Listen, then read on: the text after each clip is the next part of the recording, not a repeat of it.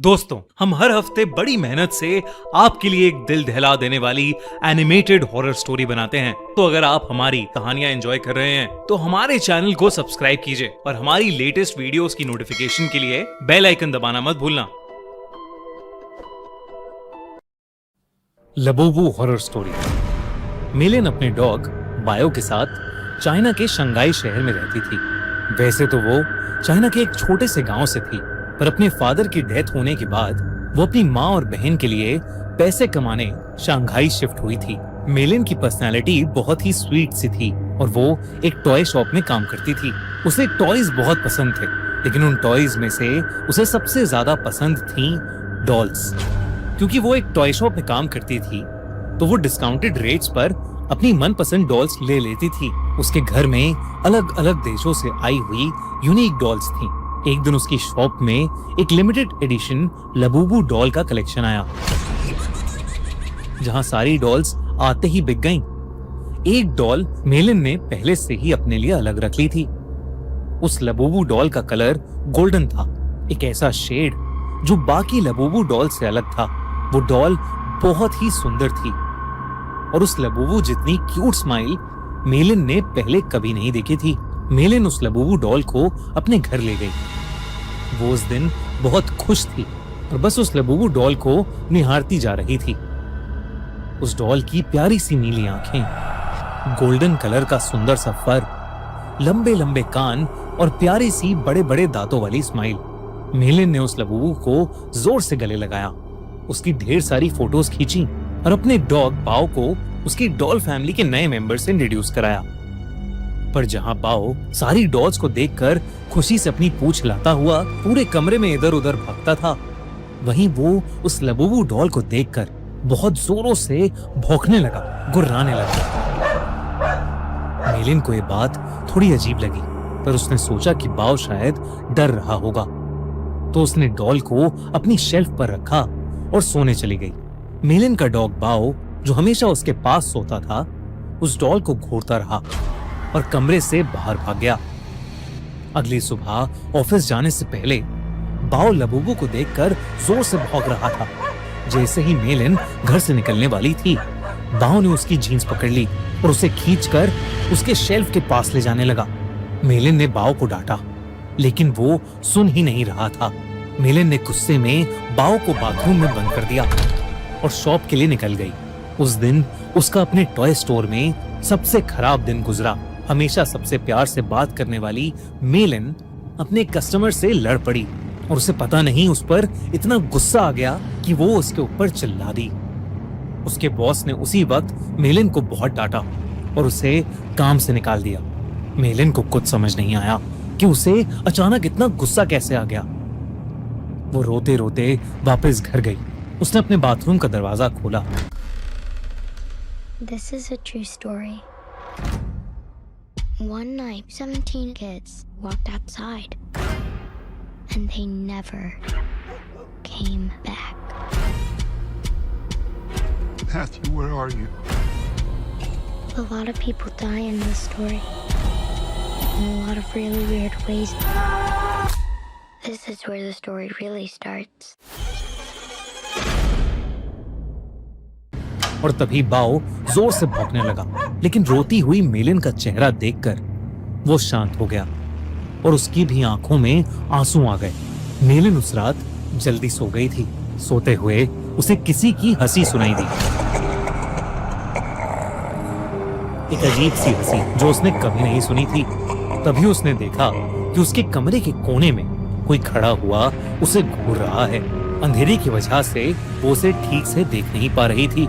उसने बिस्तर से उठकर देखा तो वहां कोई नहीं था, बस वहां वो लबूबू डॉल पड़ी थी, जिसे मेलिन ने वापस शेल्फ पर रख दिया और फिर से सोने चली गई। उस रात मेलिन को एक सपना आया जिसमें वो अपने कमरे में थी और वहां एक बहुत ही अजीब सा दिखने वाला जानवर जैसा कुछ था, जिसके बड़े बड़े नुकीले दांत थे, भयानक लंबे और दांतों से भी ज्यादा नुकीले नाखून थे, और उसका पूरा शरीर लाल रंग का था। वो जगह जगह से सड़ रहा था। धीरे धीरे वो मेलिन के पास आ गया और उसका गला घोटने के लिए आगे बढ़ा। मेलिन डर के मारे जोर से चिल्लाई, पर वो जानवर उससे ज्यादा जोर से एक भयानक हंसी हंसने लगा और उसने अपने नुकीले पंजों से मेलिन पर अटैक कर दिया। डर के मारे मेलिन की आंख खुल गई, लेकिन तब उसने देखा कि वो लबूबू डॉल उसके ऊपर बैठी है। मेलिन की चीख निकल गई। उसकी चीख सुनकर उसका कुत्ता बाओ भागता हुआ कमरे में आ गया। मेलिन को समझ नहीं आया कि वो लबूबू डॉल जिसे उसने सोते हुए शेल्फ पर रखा था, वो उसके बेड पर कहां से आ गई।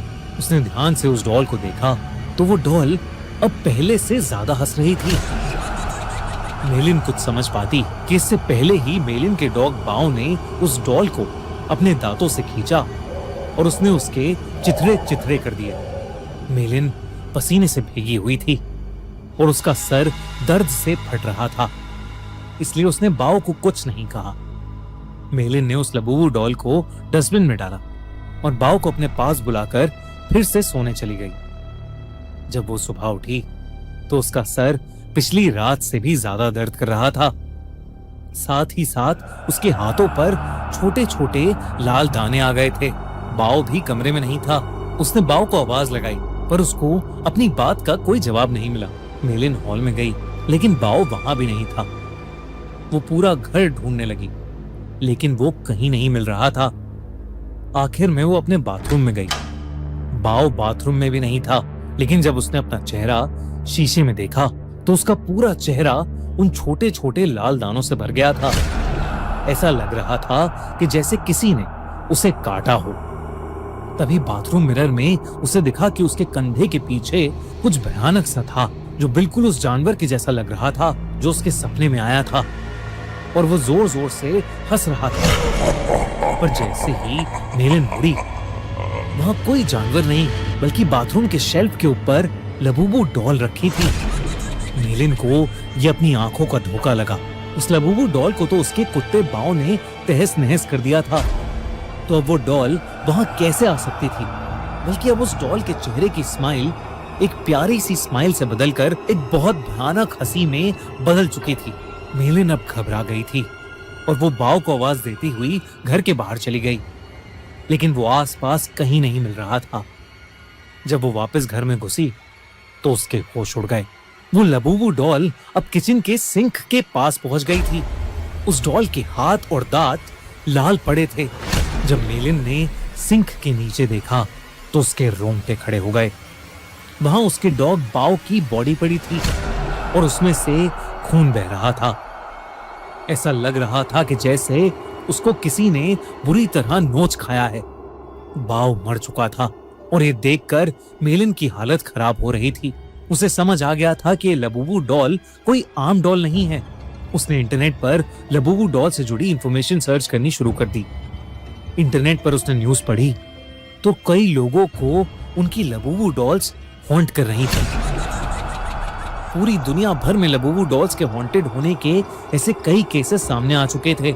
लबूबू डॉल लोगों को बाइट कर रही थी और उनके साथ बुरी बुरी चीजें घट रही थीं, जैसे उनकी जॉब चले जाना, उनका बीमार हो जाना या उनके किसी करीबी की मौत। ये सब न्यूज पढ़कर मेलिन और ज्यादा डर गई थी। उसे समझ आ गया था कि उसकी लबूबू डॉल हॉन्टेड है। उसने देरी न करते हुए डॉल में आग लगा दी और उसकी राख को एक जार में डालकर पास की नदी में बहा दिया। उस रात ये सारा किस्सा उसने अपनी छोटी बहन को फोन पर बताया। मेलिन को लगा कि शायद अब उस लबूबू डॉल से उसे छुटकारा मिल गया है, लेकिन अगली सुबह मेलिन के घर से उसकी डेड बॉडी मिली और उसकी बॉडी के पास वही लबूबू डॉल पड़ी थी, जिसे उसकी टॉय स्टोर में काम करने वाली एक फ्रेंड अपने साथ ले गई। आजकल कुछ लोग इंटरनेट पर यह भी कह रहे हैं कि लबूबू डॉल एक बहुत ही खतरनाक और एक इविल डीमन पज़ुज़ू का दूसरा रूप है। कई कंट्रीज में इन्हीं इंसिडेंट्स के चलते लबूबू को बैन कर दिया गया है, तो कई जगह लबूबू पर प्रीस्ट ने एग्जॉर्सिज्म भी किए हैं। दोस्तों, आपको क्या लगता है, क्या लबूबू डॉल सच में कर्स्ड है? क्या उसमें सच में एक डीमन है या ये सब बस एक अफवाह है? हमें कमेंट्स में जरूर बताइए। दोस्तों, पिछले साल हमने इंडिया का सबसे बड़ा हॉरर फेस्टिवल किया, हॉरर कॉन। और आपने हमें उसके लिए खूब सारा प्यार दिया, आप सपोर्ट किया, आप वहां आए, अपने फेवरेट हॉरर क्रिएटर्स से मिले, खूब सारी मस्ती करी, खूब सारे हॉरर गेम्स खेले, खूब सारे हॉरर विलन से मिले, हैलोवीन हम लोगों ने सबने साथ में मनाया। इस साल हम फिर से आपके लिए लेकर आए हैं हॉरर कॉन, जो कि होने वाला है पिछले साल से और भी बहुत ज्यादा बड़ा, क्योंकि इस साल हम पूरे 2 दिन तक हॉरर को सेलिब्रेट करेंगे। आपके फेवरेट हॉरर स्टोरी टेलर्स आएंगे, हम एक हॉरर की पार्टी करेंगे जहां हम नाचेंगे, गाएंगे, मस्ती करेंगे और खूब सारे मजे करेंगे। तो आओ हॉरर कॉन में 25 अक्टूबर और 26 अक्टूबर को हो रहा है NSIC ओखला दिल्ली में। और दोस्तों, हॉरर कॉन के अपडेट्स के लिए हॉरर कॉन इंडिया का इंस्टाग्राम हैंडल अभी फॉलो कर लो, link in the pin comment. और अगर आपको हमारी कहानी पसंद आई तो सब्सक्राइब करिए खूनी मंडे को।